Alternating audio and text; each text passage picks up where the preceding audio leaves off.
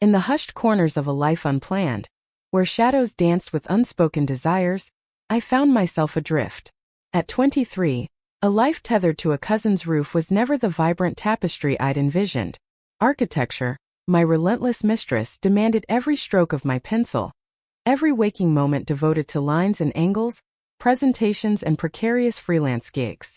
Stability, a phantom limb since my parents cleaved apart in my teens, had been a desperate, grasping chase through a kaleidoscope of addresses. Glenwood and my cousin's doorstep was meant to be just another pin on that chaotic map. My mother's hurried departure for a job miles away had left me dangling, desperate for a temporary harbor to weather the storm of my degree.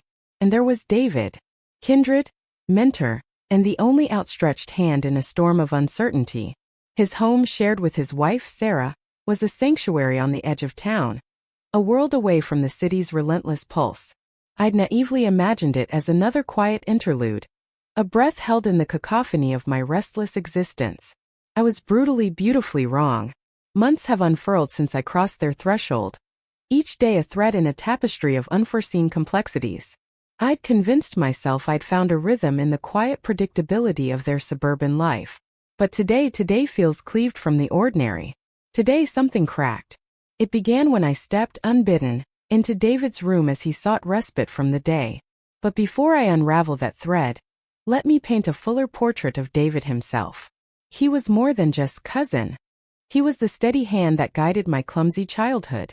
He'd taught me to mend a bicycle chain, to coax balsa wood into miniature skyscrapers. My 18th birthday arrived bearing his gift, a professional sketching set, an unspoken dream manifested in charcoal and lead. When my mother's life uprooted, he was the anchor, the undeniable choice, the one who simply was there, not just in obligatory holiday greetings, but in the moments that truly mattered. Thoughtful, endlessly patient, generous to a fault, that was David. But living with David meant navigating the orbit of Sarah, his wife of almost 3 years. Sarah. She was an enigma wrapped in silk and composure, older than David, radiating a cool detachment that initially walled me out. My designated guest room, perched at the house's quiet end, became my self-imposed territory. I moved through their shared spaces like a ghost, mindful of boundaries of their established world. Yet, the rigid lines of formality began to soften. Sarah, in subtle gestures, extended olive branches, whispered kitchen wisdom, domestic shortcuts, even fleeting style tips began to bridge the gap. We were never confidants, not like David and I, but the air thinned. Daily life found a fragile harmony, until everything shifted. My connection with David, already a deep-rooted thing, began to deepen further. His presence became a constant, comforting weight in the house. He was the unwavering listener, the non-judgmental ear, his patience a balm on my frayed nerves. Evenings often found us together after dinner, sometimes lost in conversation, sometimes simply sharing the quiet space punctuated by soft music. But lately, a subtle tremor had begun to ripple through our easy companionship, a disquieting undercurrent, impossible to name, yet insistent as a pulse. Fleeting moments of shared laughter felt charged. The casual brush of hands as we reached for the same thing sent a jolt through me. The way his eyes lingered, catching mine when he thought I wouldn't notice, it was different. Weightier. Was it my imagination? A phantom echo of loneliness twisting familiar comfort into something else? I told myself it was just the enforced proximity, a harmless yearning for connection in a life that often felt isolating. But whenever we were alone, the air thickened, a silent pull drawing us closer, an invisible thread tightening between us. And so, to this evening, the hours after dinner unfolded in their usual quiet way. I retreated to my room, lost in blueprints and digital drafts. David had excused himself early, a rare weariness claiming him. Sarah was miles away at a conference, the house holding its breath in her absence. Work consumed me, until a sound in the hallway sliced through my concentration. Soft, measured footsteps. At first I dismissed it, the house settling, old wood groaning in the quiet. But then the almost inaudible creak of his door, freezing, every nerve ending alight. My mind fractured into indecision. Check on him? Or retreat deeper into my own space, respect his rest? Curiosity, that insidious whisper, won. Something compelled me to speak to him, to somehow untangle the knot of unspoken questions that had grown taut between us. I eased my door open a sliver at first, then wider, careful not to betray my presence. His room was steeped in shadow, moonlight painting silver strokes across the still air. And there he was, arm draped above his head, features softened in sleep, utterly unguarded. Moonlight sculpted the sharp angles of his jaw, brushed his eyelashes with ethereal light. My breath hitched. My heart slammed against my ribs, a frantic bird desperate for escape. Heat bloomed in my cheeks, an unwelcome flush of something. I stood there immobile, a statue carved from indecision, drowning in a tide of unnamed emotions. What did I want? To simply witness this quiet vulnerability? Or something deeper, something forbidden? Something I couldn't yet articulate, even to myself? Time stretched, elastic and undefined. Until disaster. My foot, clumsy in its stillness, nudged a small porcelain figurine on the shelf beside the door. It teetered, then plunged, hitting the hardwood floor with a soft clatter. David stirred. His eyelids fluttered, then lifted, his gaze locking onto mine. For a heartbeat, confusion clouded his expression. But beneath that bewilderment, something else flickered. Something recognized? Something mirroring the turmoil churning within me? He blinked, focus sharpening. Then a soft, sleep-heavy laugh escaped him. Emma? What are you doing here? His voice, still thick with sleep, snagged at something deep inside me. My carefully constructed composure shattered. My heart hammered a frantic rhythm against my ribs. Words choked in my throat, desert dry. Intrusive. I hadn't meant to be intrusive. Embarrassment, hot and humiliating, washed over me. I didn't mean to disturb your sleep. I stammered, the words brittle and weak. David slowly pushed himself upright, rubbing at his eyes, the lingering dregs of sleep clinging to his movements. He looked at me, the familiar gentle smile playing at the corners of his lips. But tonight there was a shift. Something more intense in his gaze that sent another jolt of adrenaline through me. He paused, his eyes searching mine, as if trying to decipher the unreadable script of my face. Then softer than usual. It's okay, Emma. A beat. You can always talk to me whenever you need to. I nodded, a jerky, unconvincing movement. Inside, a storm raged. A tempest of conflicting emotions threatening to overwhelm me. The air in the room thickened, heavy and charged. My breath hitched, becoming shallow, rapid. I just wanted to talk. I whispered, the words barely audible, fragile as glass but desperately sincere. David's smile softened further, the edges fading into a flicker of something unreadable in his eyes. Hesitation. Then just as quickly it was gone, masked behind a practiced calm. Come here, he said, his voice low, warm, an invitation and a lifeline. You can tell me anything. Hesitation warred with an almost reckless impulse. Uncertainty held me frozen for a fraction of a second. Then something inside me, a force beyond reason, propelled me forward. Before thought could catch up, I was moving, closing the distance between us. I walked to the bed and sat beside him, the mattress dipping under my weight. The room seemed to shrink, walls closing in, air thinning. The tension between us became a physical presence, palpable as heat. I could feel the warmth radiating from his body, a comforting, yet now dangerous proximity. The familiar scent of him, a subtle blend of soap and something inherently David, filled my senses, intoxicating and disorienting. So close. I could hear the steady rhythm of his breathing, see the slow rise and fall of his chest beneath the soft fabric of his shirt. My own heart hammered against my ribs, a frantic drumbeat. Slowly, agonizingly slowly, I lifted my gaze to meet his. Our faces were inches apart, close enough to feel the ghost of his breath on my skin. His eyes, usually alight with easy warmth, were shadowed, clouded with uncertainty. And something else. Something that sent a shiver dancing across my skin. A tremor of recognition and something akin to desire? His voice was a near whisper, as if fearing to break the fragile spell. Emma? His lips parted slightly, a breath escaping, but I leaned in. Instinct, raw and untamed, took hold. Closer. My face burned, flushed, as the frantic pulse in my ears drowned out all other sound.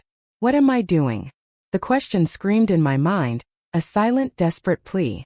What is happening to us? I couldn't name the emotions ripping through me. a maelstrom of confusion and something darker. But it was as if every nerve ending was on fire, every instinct screaming at once, powerful, impossible to control.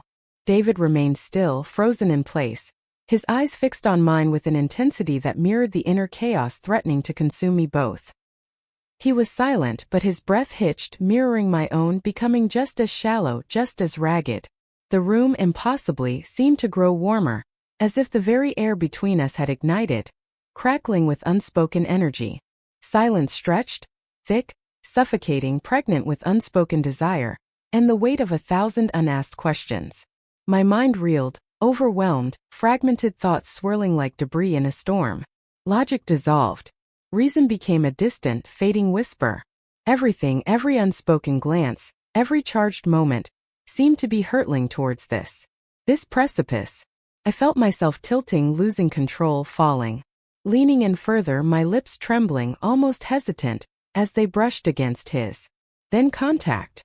His lips met mine, a feather-light touch that ignited into something fierce, something desperate, something inevitable.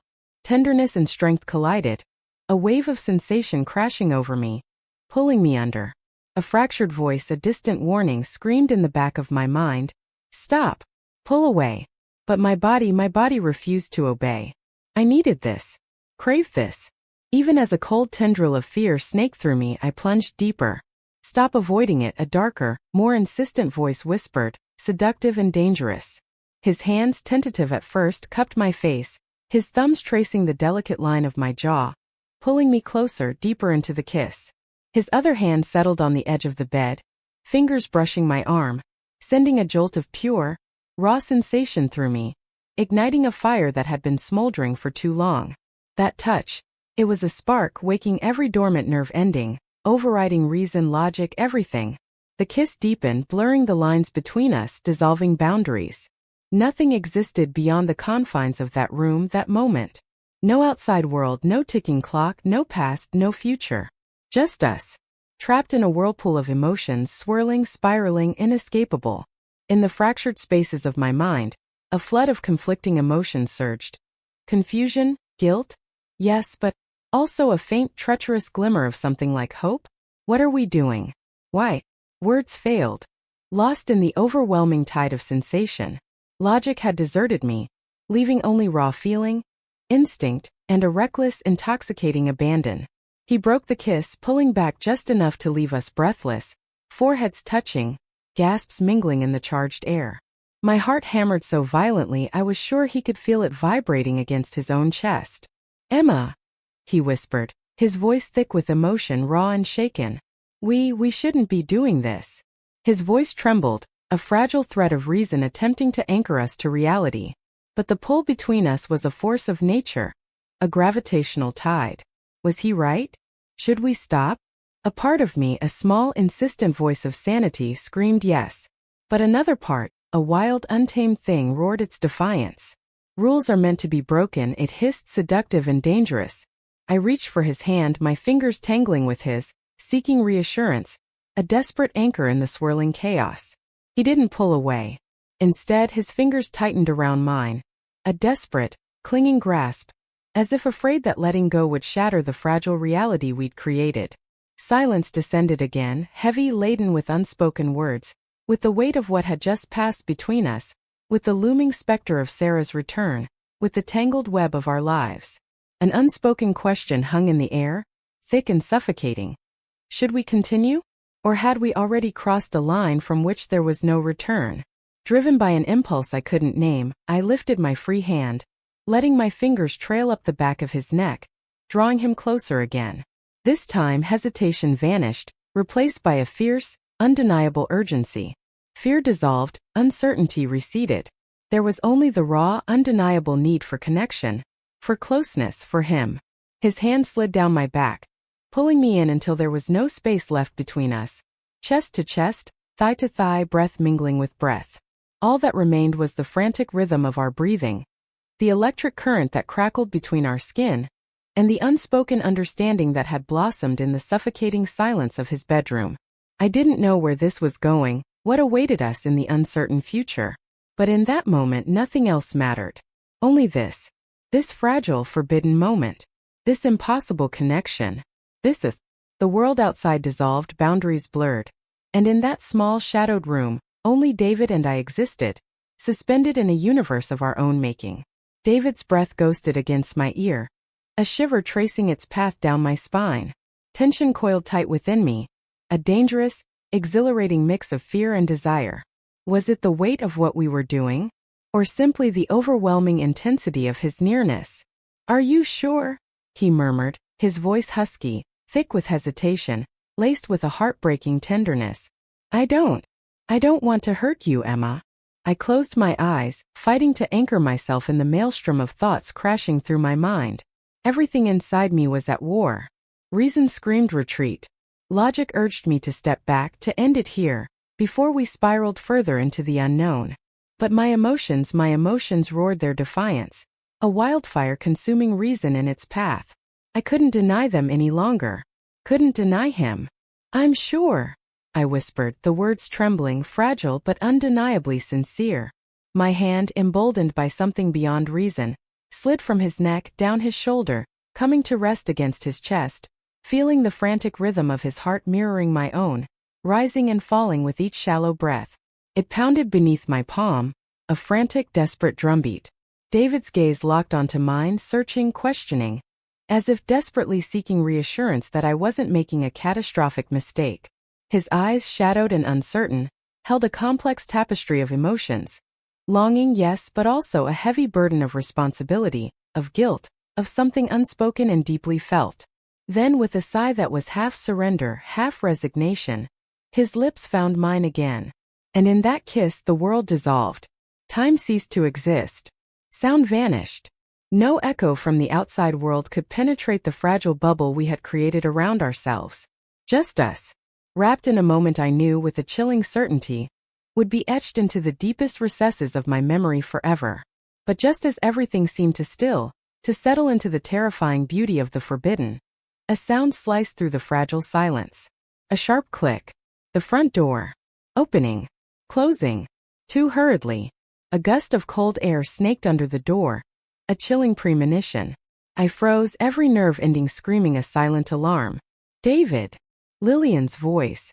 Not loud, but amplified by the suffocating silence, sharp enough to shatter glass, to turn the air in the room to ice. My heart plummeted, a lead weight dragging me down into a chasm of guilt and dread. I scrambled back, stumbling to my feet, guilt, hot and suffocating, flooding every cell of my being. My breath hitched, trapped in my lungs, unable to steady the wild, frantic thudding of my heart. David remained seated on the edge of the bed, frozen, his gaze distant, lost somewhere beyond the confines of the room, clinging to the last fractured remnants of stolen calm. I looked at him, a desperate, silent plea for something. But he simply lowered his head, his hands clenching into fists, knuckles white, gripping the edge of the mattress as if holding on to the last vestiges of control. His silence spoke volumes, a heavy, suffocating confession of shared fear. The steady tread of Lillian's footsteps echoed on the stairs, each step a hammer blow, a relentless, ominous march of fate. The door creaked open slowly, deliberately, and Lillian stepped into the room. An unsettling stillness radiated from her, a glacial calm that was far more terrifying than any rage. Her eyes swept across the room, taking in the disarray, the unspoken intimacy, the shattered fragments of normalcy. In that single devastating glance she saw everything. She didn't need to ask. She already knew. Lillian's eyes held a depth of pain that eclipsed any flicker of anger, a profound sorrow that was both accusatory and strangely resigned. A pain I knew with crushing certainty I had inflicted, and could do nothing to soothe. "David," she said, her voice soft, almost gentle, but edged with a sharpness that cut deeper than any raised voice. "Emma, what is going on here?" The words hung in the air, heavy, accusatory, like daggers piercing the fragile membrane of my composure. Words deserted me. My throat constricted, paralyzed. Explain? How could I even begin to unravel the tangled mess of emotions, of unspoken desires, of impulsive actions that had led to this shattering moment? I could only lower my gaze, shame a physical weight pressing down on my shoulders, my hands clenching into fists, knuckles white, mirroring David's own posture of defeated surrender. David remained motionless, a statue carved from guilt and regret, his hand rising to rub the back of his neck, a familiar nervous tick, a reflex whenever he was confronted with something he couldn't or wouldn't face. Lillian turned her gaze to me, her eyes meeting mine, but there was no accusation in their depths, no fiery condemnation, only a profound, heartbreaking sadness. Her tone was heavy, laden with an understanding that made my guilt intensify, sharpened to a painful point. I had braced myself for a storm, for righteous fury, for the unleashing of well-deserved wrath. But instead I was met with a silence so deep, so profound, it felt like plunging into an abyss. "I know," Lillian continued, her voice softening almost imperceptibly, her gaze losing some of its sharp focus, becoming diffused, sorrowful. "Things aren't as simple as I thought." A fragile, almost imperceptible shake of her head. "There are things you don't fully understand." I looked at her, bewildered, lost in the labyrinth of her enigmatic words. She asked nothing more. She simply stood there, regarding us both with that unsettling, serene sadness, a strange composure, as if she had been anticipating this moment, preparing for it, for a long, agonizing time. David remained mute, his eyes downcast, filled with a nameless, unquantifiable regret. The room was suffocating, heavy with an oppressive quiet, broken only by the frantic rhythm of my own heartbeat. But beneath the crushing weight of shame and fear, a terrifying realization began to dawn. From this moment forward, nothing would ever be the same. The fragile normalcy we had constructed, the carefully maintained illusion of peaceful coexistence, had been shattered irrevocably into a million irreparable pieces. And this was the strangest, most disorienting part, Lillian wasn't abandoning us. She wasn't screaming, wasn't throwing accusations, wasn't slamming doors. In her own strange, unfathomable way, she was giving us something. Not absolution, not forgiveness, but space. A chance. A fragile, ambiguous, terrifyingly open-ended chance to what? To explain? To confess? To destroy everything even further? I glanced at David, his face a mask of remorse, confusion, and something else. Something I couldn't quite decipher, couldn't quite name. He avoided my gaze, his hands fidgeting, betraying the turmoil raging beneath his stoic facade. He was carrying the crushing weight of this tangled connection, this impossible situation, one that neither of us had consciously sought, had ever envisioned, had ever dared to hope for. But in the wreckage of the moment, amidst the shame and fear and confusion, a strange clarity began to emerge. None of this had been deliberate. No calculated betrayal, no malicious intent. It had simply happened. A slow, insidious slide into something forbidden, something undeniable. Beyond our control perhaps, but undeniably, irrevocably real. And we couldn't unhappen it. We couldn't ignore it. We couldn't pretend it away. Lillian was right. These tangled emotions, this burgeoning chaos, needed to be confronted, to be acknowledged, to be resolved. Somehow. "What do we do next, David?" I asked, the words barely audible. A fragile whisper in the suffocating silence, my voice trembling but sincere. Desperate for direction, for any semblance of a path forward. David finally lifted his head, his eyes meeting mine, glistening with an inner conflict that mirrored my own.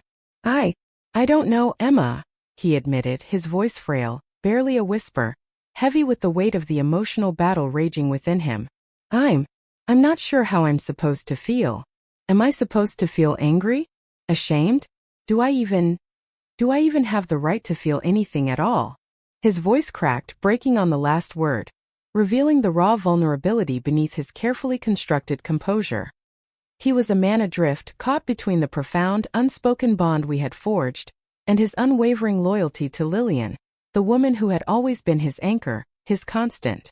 I knew with a chilling certainty that this couldn't be solved with words alone.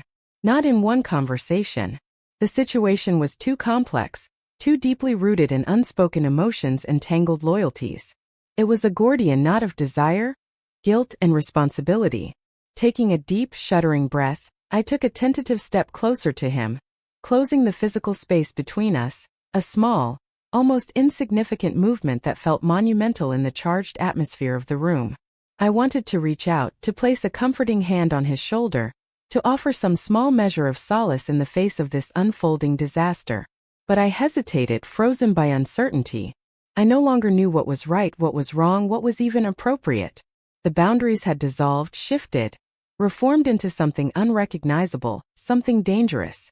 I don't think we can resolve everything right now, I said, my voice soft but firm, trying to project a semblance of calm I didn't feel. But we need to talk about this. Honestly, it's too complicated to just avoid. His face, already etched with worry and confusion, grew even more serious, lines deepening around his eyes, pulling at the corners of his mouth. Not cold, not angry, just profoundly sad. He nodded, a slow, deliberate movement of his head, his voice softening further, sinking to a near whisper, still tinged with an unbearable sadness. I understand, but I don't know where to start. Taking another small step forward, my heart hammering against my ribs, a frantic, desperate rhythm, I tried to project a calm I was far from feeling. We start, I said, my voice barely audible but determined, by acknowledging what happened, by admitting our true feelings. Then we'll figure out what steps to take next. A hollow promise, perhaps, but the only one I could offer. David nodded again, a flicker of something akin to hope, or perhaps just resignation, softening the harsh lines of his face, a fragile glimmer of light in the suffocating darkness of the chaos we had unleashed. This won't be easy, Emma. His voice was raw, barely audible. But I want to understand. What's really happening between us? Emboldened by his hesitant agreement, by the fragile thread of honesty that stretched between us, I reached out, taking his hand in mine, a light touch, barely more than a brush of fingertips, but enough to offer some small measure of comfort, a silent promise of shared responsibility, of facing the storm together, amidst the flood of unnameable emotions that threatened to drown us both. I don't have all the answers, David. My voice was barely a whisper. I don't know what will happen next. But I'm not going to run from this anymore. Silence descended once more, heavier now, weighted with the unspoken, the admitted, the terrifying uncertainty of the future. We sat there, side by side on the edge of his bed, lost in our own thoughts, grappling with the impossible complexity of the situation, trying to make sense of the tangled web we had woven around ourselves. There was no map to guide us, no compass to point us towards resolution, no easy path through the maze of emotions, regret, and terrifying uncertainty that stretched before us. But Lillian, in her own strange, enigmatic way, had offered us a lifeline. Not forgiveness, not absolution, but permission. Permission to face reality. Permission to untangle the messy, terrifying truth of what had become of us. I looked at David once more, our eyes meeting in a fragile, fleeting moment of mutual understanding, of shared fear, of hesitant hope. And in that shared gaze, in that silent acknowledgement, I realized that whatever came next, whatever awaited us in the uncertain future, we would face it together. With honesty, perhaps, if we could muster the courage. Not avoidance. Not denial. There was no easy way out. No perfect solution waiting to be discovered. But there was a chance. A fragile, terrifying, precious chance for healing. For understanding. And maybe, just maybe, for something better? Or something far, far worse. I sank back in my chair. The image of Lillian's serene, sorrowful face burned into my mind. Her eerie calmness, that unsettling composure. It was like a key, unlocking a door to a room I hadn't even known existed within myself. She hadn't condemned us. She hadn't raged. She had simply stepped aside, given us space, given us the agonizing freedom to confront the reality of what we had done, of what we had become, to uncover the raw, terrifying truth behind our tangled emotions. But what now? If we confessed everything, laid bare our tangled desires, our forbidden impulses, would it be too much to bear? Could Lillian ever truly forgive us? Could we ever forgive ourselves? Those questions, heavy as lead, lingered unanswered, casting long shadows into the uncertain future. But those were questions for tomorrow, for the days and weeks and months that stretched ahead, an uncharted territory of emotional wreckage and terrifying possibility. For now there was only David and me, sitting in the suffocating silence of his bedroom, a silence that was both awkward and profoundly, terrifyingly grounded in reality. We both knew with a chilling certainty that nothing could ever go back to the way it was. The only path was forward, into the unknown, no matter where that path led. And somehow together we would have to find the answers, or be consumed by the questions.